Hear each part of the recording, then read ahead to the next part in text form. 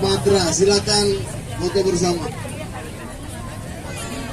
Persiapan untuk para dokter-dokter yang membantu operasi terapi untuk berfoto bersama.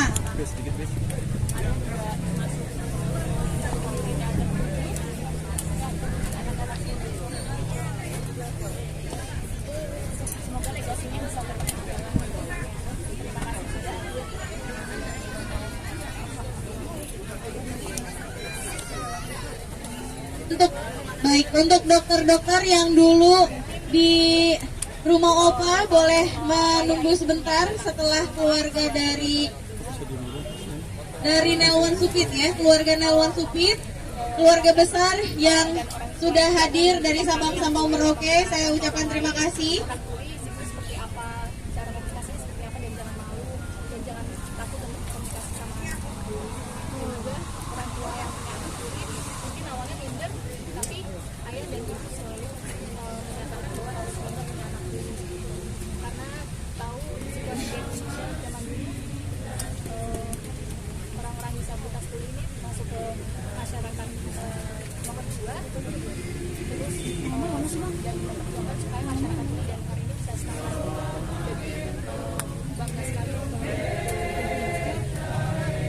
Kemarin sempat nggak boleh Ini langsung ngomong, biasanya terjemahin ya, jadi Surya melihat saya, nanti pas Surya jawab, Surya menghadap ke kamera. Oke, gitu ya. Yuk, silakan satu-satu tapi ya.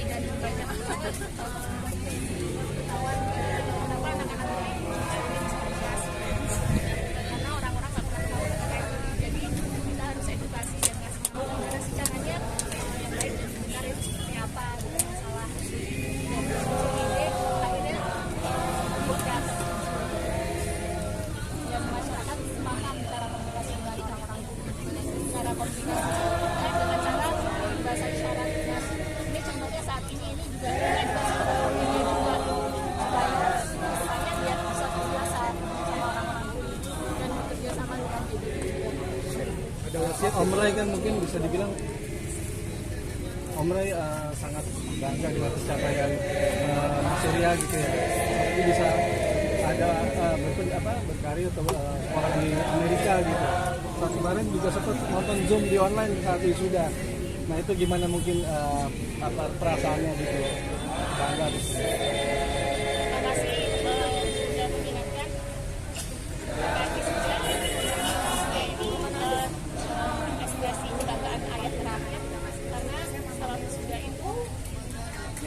Baik, terima kasih, merdu sekali, kompak sekali keluarga ini. Terima kasih untuk Bapak Ibu Kakak Adik yang telah hadir. Selanjutnya untuk teman-teman dulu ya, sebentar teman-teman dari cucu pertama almarhum, dari teman Ramiza Praskakun tadi, saya persilahkan untuk bersuah foto. Selanjutnya untuk dokter-dokter yang dulu di rumah Opa atau di rumah almarhum. Setelah ini kita bersuah foto ya.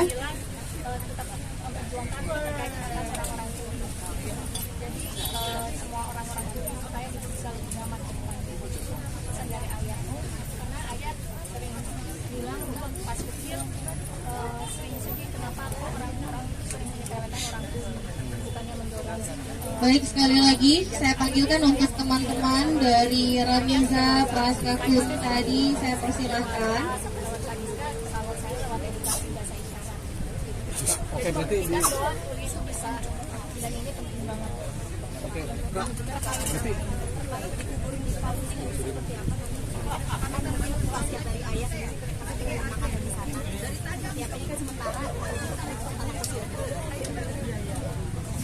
dan belum terlibat komunikasi sama keluarga, tapi ayah pernah bilang kalau mau dimakan nasi goreng bersama orang tua pernah dikunjungi juga makamnya karena pernah ke Palu dan itu insya Allah